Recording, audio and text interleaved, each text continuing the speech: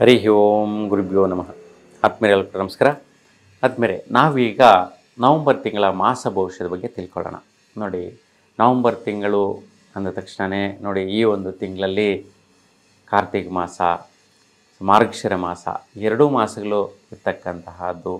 ಒಳ್ಳೆ ಕಾರ್ತಿಕ ಮಾಸ ಅಂದರೆ ದೇವತಾ ಕಾರ್ಯಗಳು ಮಾಡೋದಕ್ಕೆ, ಶಿವನ ಪೂಜೆ ಆಗಿರ್ಬೋದು, ವಿಷ್ಣುವಿನ ಪೂಜೆ ಆಗಿರ್ಬೋದು, ಶಿವ ಮತ್ತು ವಿಷ್ಣುವಿನ ಹರಿಹರರ ಪೂಜೆಗಳು ವಿಶೇಷವಾಗಿ ಮಾಡುವಂತಹ ಒಂದು ಮಾಸ. ಹಾಗಾಗಿ ಈ ಒಂದು ಮಾಸದಲ್ಲಿ ಪ್ರಾರಂಭವಾಗುವಂಥ ಈ ಒಂದು ನವಂಬರ್ ತಿಂಗಳಲ್ಲಿ ಈ ಒಂದು ವೃಶ್ಚಿಕ ರಾಶಿಯವರಿಗೆ ರಾಶಿ ಭವಿಷ್ಯ ಹೇಗಿದೆ ಅಂತ ನೋಡೋಣ. ನೋಡಿ, ತಾವೆಲ್ಲ ಸಹ ನಮ್ಮ ಚಾನಲ್ ನೋಡ್ತಾ ಇದ್ದೀರಾ. ಬಹಳಷ್ಟು ಜನ ನಿಮ್ಮ ಒಂದು ಅನಿಸಿಕೆ ಅಭಿಪ್ರಾಯಗಳು ತಿಳಿಸ್ತಾ ಇದ್ದೀರಾ. ನಮ್ಮ ವಿಡಿಯೋಸಲ್ಲಿ ಇಷ್ಟ ಆದಲ್ಲಿ ಲೈಕ್ ಮಾಡಿ, ನಿಮ್ಮ ಹಿತೈಷಿಗಳಿಗೆ ಶೇರ್ ಮಾಡಿ ಮತ್ತು ಸಬ್ಸ್ಕ್ರೈಬ್ ಮಾಡ್ಕೊಳ್ಳಿ ಅಂತ ನಿಮ್ಮಲ್ಲಿ ಪ್ರಾರ್ಥಿಸ್ತಾ, ಈಗ ವೃಶ್ಚಿಕ ರಾಶಿಯವರಿಗೆ ಈ ಒಂದು ಗ್ರಹಗಳ ಒಂದು ಬದಲಾವಣೆಯಿಂದ ಏನು ಫಲ ಕೊಡ್ತಾ ಇದೆ ನವಂಬರ್ ತಿಂಗಳಲ್ಲಿ ಅಂತ ನೋಡೋಣ. ನೋಡಿ, 3 ಗ್ರಹಗಳ ಬದಲಾವಣೆ ಇರುತ್ತೆ. ಸೂರ್ಯ, ಬುಧ, ಶುಕ್ರ, ಈ 3 ಗ್ರಹಗಳು ಬದಲಾಗುವಂಥ ಸ್ಥಿತಿ. ಇನ್ನು ಉಳಿದ ಗ್ರಹಗಳು ಯಥಾಸ್ಥಿತಿ ರಾಶಿಗಳಲ್ಲಿ ಸಂಚಾರದಲ್ಲಿ ಇರುತ್ತೆ. ಈಗ ಯಾವ ರಾಶಿಯಲ್ಲಿ ಸಂಚಾರ ಮಾಡ್ತಾ ಇರುವಂತಹ ಯಾವ ಗ್ರಹದಿಂದ ಏನು ಫಲ ಅಂತ ನೋಡೋಣ. ನೋಡಿ, ನಿಮ್ಮ ರಾಶಿಯವರಿಗೆ ಸೂರ್ಯನ ಒಂದು ಸಂಚಾರದಿಂದ ಏನು ಫಲ ಆಗ್ತಾ ಇದೆ ಅಂತ ನೋಡಿ. 16ನೇ ತಾರೀಕುವರೆಗೂ ಸೂರ್ಯ ತುಲಾ ರಾಶಿಯಲ್ಲಿ ಸಂಚಾರ ಮಾಡ್ತಾ ಇರ್ತಾನೆ. ಹಾಗಾಗಿ 16ವರೆಗೂ ನಿಮ್ಮ ರಾಶಿಯವರಿಗೆ ವೃತ್ತಿಯಲ್ಲಾಗಿರ್ಬೋದು ಮತ್ತು ಖರ್ಚು ವೆಚ್ಚದಲ್ಲಿ ಕಳ್ಕೊಳ್ಳೋವಂಥ ವಿಚಾರದಲ್ಲಾಗಿರ್ಬೋದು ತುಂಬಾ ವೈಪರೀತ್ಯ ಕೊಡುತ್ತೆ.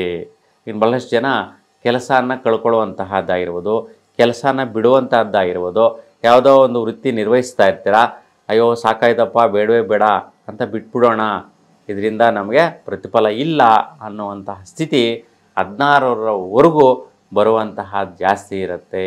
ಮತ್ತು ಅನಾವಶ್ಯಕವಾದ ಹೆಚ್ಚಿನ ಖರ್ಚುಗಳು ಸಹ ಬರುವಂತಹದ್ದು ಇರುತ್ತೆ. ಈ ರೀತಿಯ ವೈಪರೀತ್ಯ ವ್ಯತ್ಯಯ ಬರುವಂತಹದ್ದು ಇದೆ. ಹಾಗಾಗಿ ಈ ಸಮಯದಲ್ಲಿ ನೀವು ಗೋಧಿಯನ್ನು ನೆನೆಸಿಬಿಟ್ಟು ಒಂದು ಹಸುಗಳಿಗೆ ಕೊಡೋದ್ರಿಂದ ತುಂಬ ಒಳ್ಳೆಯ ಫಲ ಸಿಗತ್ತೆ. ಇಲ್ಲಾಂದರೆ ಕೋತಿಗಳಿಗೆ ಕೊಡೋದ್ರಿಂದ ಒಳ್ಳೆಯ ಫಲ ಸಿಗತ್ತೆ. ಈ ರೀತಿ ಮಾಡಿ ನಿಮ್ಮ ವೃತ್ತಿ ಕಳ್ಕೊಳ್ಳೋದಾಗಲಿ ಬಿಟ್ಟೋಗೋದಾಗಲಿ ಆಗೋದಿಲ್ಲ. ಒಳ್ಳೆಯ ರೀತಿ ಇಂಪ್ರೂವ್ಮೆಂಟ್ ಸಿಗತ್ತೆ. ಇನ್ನು 16ರ ನಂತರ ನೋಡಿ, ತುಲಾ ರಾಶಿಯಿಂದ ನಿಮ್ಮ ರಾಶಿಗೆ, ನಿಮ್ಮ ಜನ್ಮ ರಾಶಿಗೆ ಪ್ರವೇಶ ಮಾಡುವಂತಹದ್ದು. ಹಾಗಾಗಿ ನೋಡಿ, ನಿಮ್ಮ ಜನ್ಮ ರಾಶಿಗೆ ಸೂರ್ಯ ಬರುವಂತಹದ್ದು ಈ ರೀತಿ ವರ್ಷಕ್ಕೆ 1 ಸಾರಿ ಮಾತ್ರ ಆಗುವುದು ಸಾಧ್ಯತೆ ಇರುತ್ತೆ. ಹಾಗಾಗಿ ಈ 16ನೇ ತಾರೀಕು ಬಂದರೆ 1 ತಿಂಗಳ ಕಾಲ ನಿಮ್ಮ ರಾಶಿಯಲ್ಲಿ ಸಂಚಾರ ಮಾಡ್ತಾ ಇರ್ತಾನೆ. ಹಾಗಾಗಿ ಈ ಒಂದು ನವಂಬರ್ 16ನೇ ತಾರೀಕಿಗೆ ಸೂರ್ಯ ನಿಮ್ಮ ರಾಶಿ ಪ್ರವೇಶ ಮಾಡೋದ್ರಿಂದ ನಿಮ್ಗೆ ವಿಶೇಷವಾದಂತಹ ಚೇತರಿಕೆ ಬರುತ್ತೆ, ಬದಲಾವಣೆ ಬರ್ತದೆ. ಯಾರಿಗೆಲ್ಲ ಕೆಲಸ ಕಾರ್ಯ ಇಲ್ಲ ಅಂಥವ್ರಿಗೆಲ್ಲರಿಗೂ ಕೂಡ, ವೃಶ್ಚಿಕ ರಾಶಿಯಲ್ಲಿರ್ತಕ್ಕಂಥವ್ರಿಗೆ ಕೆಲಸ ಕಾರ್ಯಗಳು ಸಿಗುತ್ತೆ, ವೃತ್ತಿಯಲ್ಲಿ ಉನ್ನತೋನ್ನತವಂತಹ ಅಭಿವೃದ್ಧಿ ಸಿಗುತ್ತೆ. ಹಾಗೆ ಕೆಲಸ ಕಾರ್ಯ ಅನ್ನುವಂತಹದ್ದು ಬಲವಾಗಿ ನಿಲ್ಲುವಂತಹ ಸಮಯ ಈ 16ರ ನಂತರದ ದಿನಗಳು. ಹಾಗಾಗಿ ತುಂಬ ಚೆನ್ನಾಗಿದೆ, ತುಂಬ ಉತ್ತಮವಾದಂಥ ಫಲ ಕೊಡುವಂತಹದ್ದು ಇದೆ.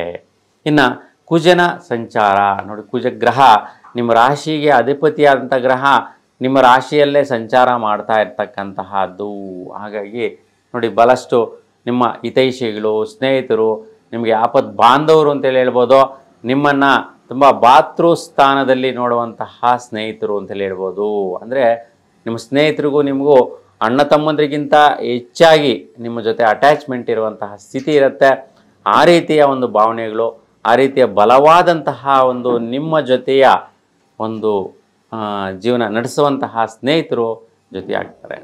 ಹಾಗೆ ತುಂಬ ಚೆನ್ನಾಗಿದೆ. ಒಂದು ಸ್ನೇಹಿತರು ನೀವು ಇರುವಂತಹ ಜಾಗಕ್ಕೆ ಬಂದು, ನಿಮ್ಮ ಒಂದು ಸ್ಥಾನಕ್ಕೆ ಬಂದು ನಿಮ್ಮ ಜೊತೆಗೆ ಸೇರಿಕೊಂಡು ಈ ಒಂದು ಒಳ್ಳೆಯ ರೀತಿಯ ಒಂದು ಪ್ರತಿಫಲದಾಯಕ ಅನುಕೂಲಗಳು ಕೂಡ ಮಾಡುವಂತಹದ್ದು ಬರುತ್ತೆ. ಹಾಗಾಗಿ ಒಂದು ಕುಜನ ಒಂದು ಸಂಚಾರ ನಿಮ್ಮ ರಾಶಿಯಲ್ಲೇ ಸ್ವಸ್ಥಾನದಲ್ಲಿರೋದ್ರಿಂದ ಶ್ರೇಷ್ಠವಾದಂತಹ ಬಲಗಳು ಇರುತ್ತೆ. ಇನ್ನು ಬುಧಗ್ರಹ ಬದಲಾವಣೆ ನೋಡಿ, ಬುಧನು ಬಂದು ನಿಮ್ಮ ರಾಶಿಯಲ್ಲಿ ಸಂಚಾರ ಮಾಡ್ತಾ ಇರ್ತಕ್ಕಂತಹದ್ದು ನವಂಬರ್ 23ನೇ ತಾರೀಕಿಗೆ ನಿಮ್ಮ ರಾಶಿಯಿಂದ ತುಲಾ ರಾಶಿಗೆ, ಅಂದರೆ ವಕ್ರಸ್ಥಿತಿಯಲ್ಲಿ ಹಿಂಭಾಗಕ್ಕೆ ಹೋಗುವಂತಹದ್ದು.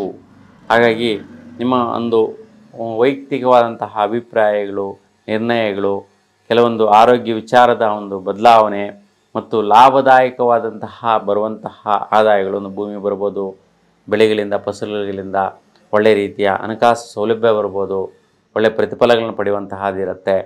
ಸೊ ಮತ್ತು ಯಾವುದೇ ಒಂದು ವ್ಯಾಪಾರ ಪ್ರಾರಂಭಿಸಿರ್ತೀರ ಅದರ ಸಕ್ಸಸ್ ಸಿಗುವಂತಹದ್ದಾಗಿರ್ಬೋದು, ಇದೆಲ್ಲ ಕೂಡ 23ವರೆಗೂ ಚೆನ್ನಾಗಿದೆ. ಅದರಲ್ಲೂ ಸಹ ಸೂರ್ಯನ ಜೊತೆ ಇತಿಯಾಗುವಂತಹ ಕುಜ ಮತ್ತು ಬುಧ 16ನೇ ತಾರೀಕಿಂದ ಹಿಡಿದು 23ವರೆಗೂ 7 ದಿನಗಳ ಕಾಲ ಅತ್ಯದ್ಭುತವಾದಂತಹ ಸಮಯ ಅಂತೇಳಿ ಹೇಳ್ಬೋದು. ಹಾಗಾಗಿ ಈ ಒಂದು ಸಮಯದಲ್ಲಿ ನಿಮಗೆ ಉತ್ತಮವಾದಂತಹ ಪ್ರತಿಫಲ, ಆದಾಯಗಳ ಫಲ ಚೆನ್ನಾಗಿದೆ. ಮತ್ತು ಆರೋಗ್ಯದ ವಿಚಾರದಲ್ಲಿ ಕೂಡ ಸುಧಾರಿಸ್ಕೊಳ್ಳುವಂತಹ ಸಮಯ, ಒಳ್ಳೆ ರೀತಿ ಒಂದು ಟ್ರೀಟ್ಮೆಂಟ್ ತಗೊಳ್ಳುವಂತಹದ್ದು, ಒಳ್ಳೆಯ ಜಾಗದಲ್ಲಿ ನಿಮಗೆ ಒಳ್ಳೆಯ ಹಾಸ್ಪಿಟಲ್ಸ್ ಆಗಿರ್ಬೋದು, ಒಳ್ಳೆಯ ಒಂದು ಆಯುರ್ವೇದಿಕ್ ಸೆಂಟರ್ಗಳಾಗಿರ್ಬೋದು, ನಿಮಗೆ ಒಳ್ಳೆ ರೀತಿಯ ಒಂದು ಆರೋಗ್ಯ ಸುಧಾರಿಸುವಂತಹ ಸ್ಥಾನದ ಆಪರ್ಚುನಿಟಿಗಳು ಈ ಒಂದು ದಿನಗಳಲ್ಲಿ ಸಿಗುತ್ತೆ. ಇನ್ನು 23ರ ನಂತರ ಬುಧನು ಬಂದು ವ್ಯಯ ಸ್ಥಾನಕ್ಕೆ ಹೋಗುವಂತಹದ್ದಿದೆ. ಹಾಗಾಗಿ ಈಗೇನೆಲ್ಲ ನನ್ನ ಫಲಗಳು ಹೇಳಿದೆ ಅವೆಲ್ಲ ಸ್ವಲ್ಪ ನಿಧಾನ ಆಗುತ್ತೆ, ಲೇಟ್ ಆಗುತ್ತೆ, ಕಳ್ಕೊಳ್ಳೋದಾಗತ್ತೆ, ವ್ಯಯ ಆಗುವಂಥ ಸ್ಥಿತಿ ಇರುತ್ತೆ. ಹಾಗೆ ಸ್ವಲ್ಪ ಸ್ಲೋ ಮಾಡಿ, ನಿಧಾನಿಸಿ, ಯೋಚನೆ ಮಾಡಿ ಮುಂದುವರಿಸಿ 23ರ ನಂತರ. ಇನ್ನು ಗುರುಗ್ರಹ ಫಲ ನೋಡಿ, ಗುರುಗ್ರಹ ನಿಮಗೆ ಭಾಗ್ಯಸ್ಥಾನದಲ್ಲಿ ಗೋಚಾರದಲ್ಲಿ ಉಚ್ಚ ಸ್ಥಾನದಲ್ಲಿ ಸಂಚಾರ ಮಾಡ್ತಾ ಇರ್ತಕ್ಕಂತಹದ್ದು. ಹಾಗೆ ವಿದ್ಯಾರ್ಥಿಗಳಿಗೆ ತುಂಬ ಸರ್ವಶ್ರೇಷ್ಠವಾದಂತಹ ಪ್ರತಿಫಲ ಸಿಗತ್ತೆ. ಏಕೆಂತಂದರೆ ಒಳ್ಳೆಯ ರೀತಿಯ ಒಂದು ಸದವಕಾಶಗಳು ಬರುವಂತಹದ್ದು. ಮತ್ತು ಈ ಒಂದು ಸಮಯದಲ್ಲಿ ಯಾರು ಗರ್ಭಿಣಿ ಸ್ತ್ರೀ ಇರ್ತಾರೆ ಅಂತಹವ್ರಿಗೆ ಮಕ್ಕಳು ಹುಡ್ತಾರೆ, ಅಂತಹವ್ರಿಗೆ ಸರ್ವಶ್ರೇಷ್ಠವಾದಂತಹ ಮಕ್ಕಳು, ಆ ಜೀವನದಲ್ಲಿ ಆ ಮಕ್ಕಳಿಂದ ತಂದೆ ತಾಯಿಗೆ ಹೆಸರು ಗಳಿಸುವ ಮಟ್ಟಿಗೆ ಆ ಮಕ್ಕಳು ಬೆಳೆದು ನಿಂತ್ಕೊತಾರೆ.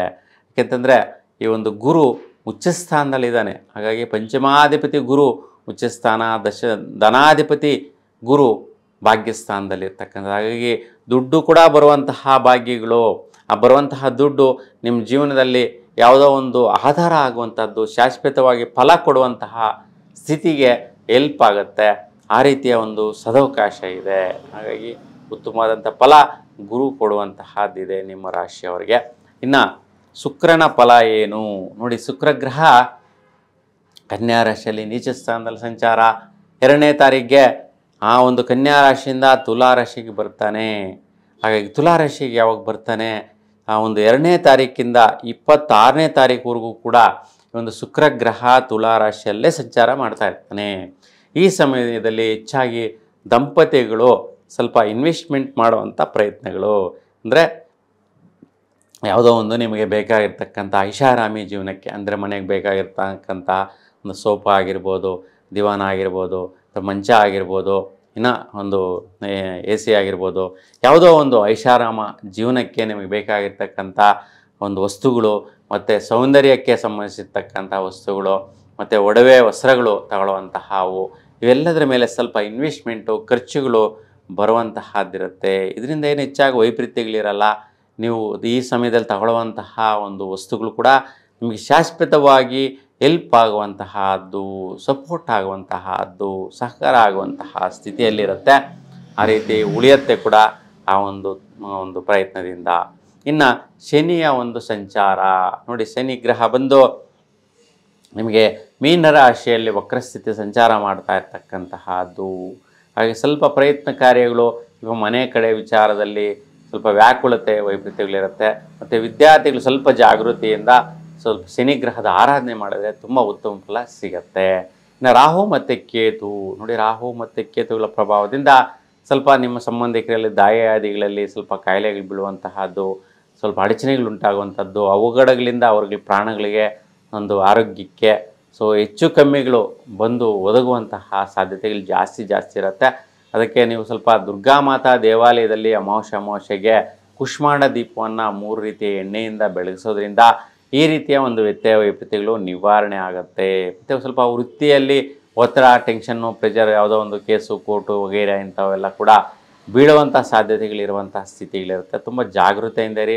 ಈ ರೀತಿ ಏನಾದರೂ ಯಾರಿಗಾನ ಆಗ್ತಾಯಿದ್ರೆ ಅಂತಹವರು ಪುಣ್ಯ ಸ್ಥಳದಲ್ಲಿ ಗಣಪತಿಯ ದರ್ಶನ ಮಾಡಿ, ಒಂದು ಬೆಳಗಿನ ಜಾವ 5ರಿಂದ 6 ಗಂಟೆ, ಇಲ್ಲಾಂದರೆ 9 ಗಂಟೆ ಒಳಗಡೆ ಈ ಸಮಯದಲ್ಲಿ ದರ್ಶನ ಮಾಡೋದರಿಂದ, ಗಣಪತಿ ದರ್ಶನ ಮಾಡೋದ್ರಿಂದ ಅನುಕೂಲ ಇದ್ದರೆ 21 ಗರಿಕೆ ಹುಳ್ಳು, 7 ಬಿಳಿ ಎಕ್ಕೆ ಗಿಡದ ಹೂವು ಕೊಡಿ. ಮತ್ತು ಅಲ್ಲಿ ಕಡಲೆಯ ಪ್ರಸಾದವನ್ನು ನಿಮಗೆ ದಾನ ಮಾಡಿ, ಇಲ್ಲಾಂದರೆ ಪ್ರಸಾದ ರೂಪದಲ್ಲಿ ಕೊಡಿ. ತುಂಬ ಶ್ರೇಷ್ಠವಾದ ಫಲಗಳನ್ನು ಪಡಿತೀರಾ. ಯಾವುದೇ ರೀತಿ ಕೇಸು, ಕೋರ್ಟು ಇವೆಲ್ಲ ಕೂಡ ಇರದಿರ ಸೆಟ್ಲ್ಮೆಂಟ್ ಆಗಿ ನಿಮಗೆ ಜಯ ಸಿಗುವಂತಹದ್ದು ಉಂಟಾಗತ್ತೆ. ಹಾಗಾಗಿ ಒಟ್ಟಾರೆಯಾಗಿ ನಿಮ್ಮ ರಾಶಿಯವರಿಗೆ ಈ ಒಂದು ತಿಂಗಳಲ್ಲಿ 90ರಷ್ಟು ಭಾಗ ಶುಭ ಫಲಗಳನ್ನು ಪಡೆಯುವಂತಹದ್ದಿದೆ. ಇನ್ನು 10ರಷ್ಟು ಮಾತ್ರ ವೈಬ್ರೇಷನ್ ಇದೆ. ಎಲ್ಲ ರಾಶಿಗಳಿಗೂ ಕಂಪೇರ್ ಮಾಡಿದೆ ನಿಮ್ಮ ರಾಶಿಯವರಿಗೆ ತುಂಬಾ ಶುಭ ಫಲ. ಹಾಗಾಗಿ 90ರಷ್ಟು ಪರ್ಸೆಂಟೇಜ್ ನಿಮಗೆ ಶ್ರೇಷ್ಠವಾದಂತಹ ಯೋಗ ಫಲಗಳು ಈ ಒಂದು ಮಾಸದಲ್ಲಿದೆ. ತುಂಬ ಚೆನ್ನಾಗಿದೆ. ನಮ್ಮ ಇಷ್ಟದೇವರ ಅನುಗ್ರಹ ನಿಮ್ಮ ಮೇಲೆ ಸದಾಕಾಲ ಇರಲಿ ಅಂತ ಭಗವಂತನಲ್ಲಿ ಪ್ರಾರ್ಥಿಸ್ತಾ, ಎಲ್ರಿಗೂ ಕೂಡ ಶುಭವಾಗಲಿ. ನಮಸ್ಕಾರ.